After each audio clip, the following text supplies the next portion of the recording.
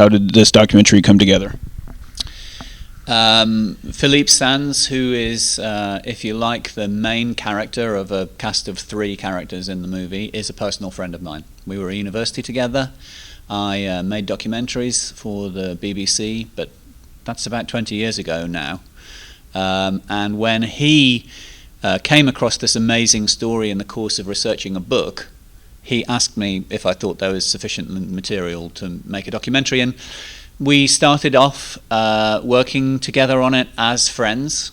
And because it started almost as a kind of, I suppose it could have been a vanity project had it not been for the overwhelmingly powerful nature of the material, but because it started off as almost a hobby engaged in by 2 old friends, it started as it then developed in a spirit of great mutual trust and generosity of heart, if you like, and that carried through. So it kind of meant that our relationships with the 2 men whose fathers were senior Nazis also became characterized by a genuine friendliness and warmth.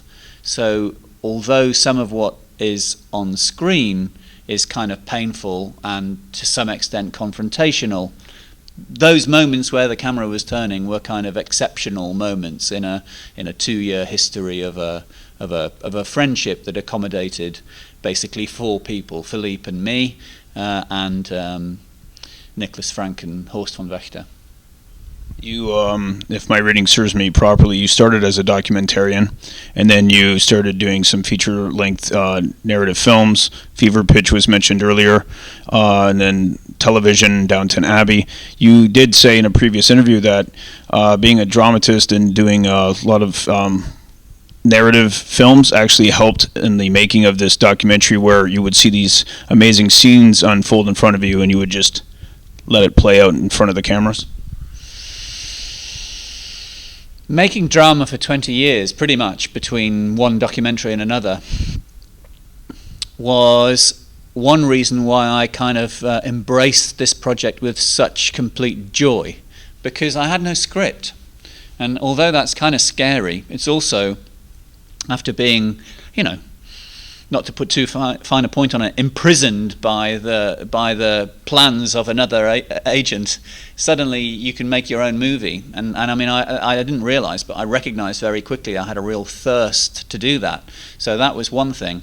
To be absolutely honest with you, it has been said of me by Nick Fraser, the series editor of Storyville, who was a big creative component in the making of the film, that it was obviously a documentary made by a dramatist, which he intended as a compliment, but I'm not quite sure, without embarrassing him to try and specify more, I'm not quite sure what he means by that. I think, to be honest, I'm just following my instincts as a filmmaker, as anyone would, and the example that you're bringing to bear of, there are quite a few long scenes like this, but there's one particularly intense scene by a mass grave from a mass execution, where, although it's not quite in real time, there is certainly that feeling that there are very few edits, and essentially each moment of emotional tension between the 3 participants is allowed to unravel at its full length. I'm not sure if it's because I'm used to making drama that I did that. I can't believe that somebody who'd mostly made documentary would have made different decisions. However, I'm prepared to accept the opinion of a wise man that there must be something about the fact that I've made more drama. I mean, maybe something perhaps more general than that, which is that I became most interested in the personalities of the 3 protagonists rather than the historical record, or maybe that's just simply because character is what I do. Seeing my share of documentaries, I mean, I feel like this film, when I watched it, and several other documentaries we've seen this weekend, your film has modern filmmaking is all very kinetic and cut. I do feel like your film and these scenes give it a real authenticity, where we're just with these 3 gentlemen as they're bringing up these memories and atrocities from the past, and all trying to come to terms with what it means in their present. The intensity of the film delivers in the second half, when the three men are together, really confronting parts of themselves which they've never done before. And that's a gift. As my extremely talented film editor David Charap said, you can't really make a documentary very well unless something happens in front of the camera. And we could have been in a position where we were making one of those documentaries where nothing was happening now, right now, in front of the camera, and then all you get is two 75-year-old men and one man who's slightly younger reminiscing effectively about something that has happened, but it's not happening now. And so that's great that something happens now, which is their relationship is meaningful to an audience now. But interestingly, the reason I think why an audience is receptive to those to that material by the time you reach that portion of the film is more to do with the atmosphere that's generated by the relationship between archive film and memory.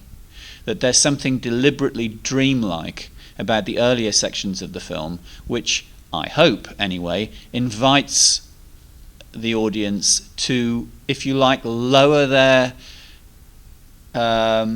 intuitive tendency to judge, because we're talking about Nazis.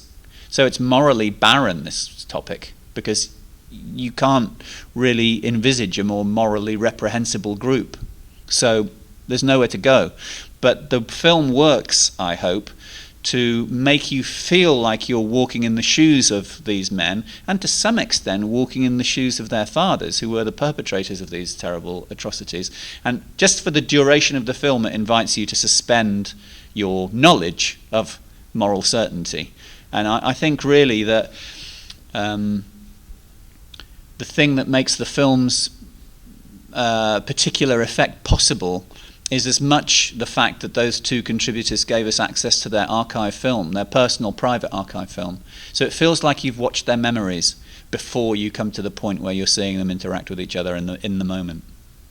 Do you think Nicholas, he, as people point out when they watch the film, he absolutely hates his father, and then you have Horst, who is in complete denial of what his father did. Do you think those two will ever reconcile in their heart with, one trying, maybe will never find love for his father, and then the other will finally realize his father was a complete monster? No. No. There's a moment in the film where Nicholas, to our huge surprise, Philippe, I remember we were actually at this location to film something else completely, and Philippe suddenly said, "You won't believe what Nicholas has just said to me. Nicholas has just said that he thinks Horst is a Nazi," which for somebody of Nicholas Frank's depth of understanding of what that means is so far from being a kind of superficial term of abuse that you'd throw at somebody across a room. I mean, my God, his father was Hans Frank, the Governor General of occupied Poland. If he is saying that he thinks this man who he was once pleased to call his friend is a Nazi, it's a very, very serious allegation indeed. So we trotted out onto this funny little ledge thing, and I got them to have the same conversation again in the hope that Nick would say the same thing again. And indeed he did. So we have we have him in the film saying that he thinks Horst is a Nazi. But what we didn't include in the film is the next statement that Nicholas Frank makes, which is he turns to Philippe and says, "And what's more, you've turned him into a Nazi." He's joking slightly, and that's why we didn't include it, because the tone is quite wry. He's got a kind of ironic sense of humour, and it's sort of a joke, but it's also sort of true, that whereas Nicholas has to some extent allowed his life to be bent out of shape by his hatred for his father, so his position is completely intransigent. It has been the same throughout his entire adult life. Not even his entire adult life, his life has been shaped by his hatred for his father. Horst never really had that much interest in any of this until we came along, and that's what the subtextual truth of Nick's allegation is, that Horst has discovered this urge to defend his father's name because he was pushed into it, provoked by this bunch of British filmmakers. But the reason that I can give you such a definitive answer is that process has only hardened and increased as time has gone on, both in the making of the film and subsequently. He's still more now inclined to commit his own time spontaneously to exonerating his father than he was before we ever had anything to do with him. And one last question. As a very experienced and accomplished filmmaker, did you learn anything about the process or life while going through this journey with these three gentlemen? Well, perhaps I could refer again to my friendship with Philippe being the underlying factor. And I don't mean this to sound flippant, but when I was an undergraduate, when I first got to know Philippe, I didn't have an awful lot of time for lawyers. And, you know, the kind of guys who were studying law, I just thought, oh, how dull. You know, what you want to be doing is doing plays and, you know, all of that kind of thing that I was into and hanging with the drama crowd. And if I learned anything making this film, it's that having an effective system of law is a really, really good idea. I mean, I'm a middle-aged man now, but I hadn't spent a huge amount of time thinking about the necessity of having an effective system of justice. And it's interesting, Philippe is more and more interested now. Now he's also a middle-aged man. He's more and more interested in following creative projects and stuff like that. So, but because this film very deliberately asks a viewer to imagine what it's like for there to be no court, no judge, nobody saying this is right and this is wrong, and it's all very straightforward, because the experience of the film is meant to blur those lines of moral certainty. Making the film made me feel like I was going to get lost in that, like maybe the actions of Horst's father is excusable. And it brought me back to one very plain difference between Hans Frank and Otto von Wächter, which is that whereas Otto von Wächter evaded and escaped justice and no court ever sat in judgment of him, Hans Frank was indicted, by a court for the murder of 4 million people. And somehow that fact has huge cultural weight, and we can all accept he did that. That happened. It was wrong. A court have presided over that. And, the process of making this film has made me feel that is a very, very, very important thing for a society to be able to do.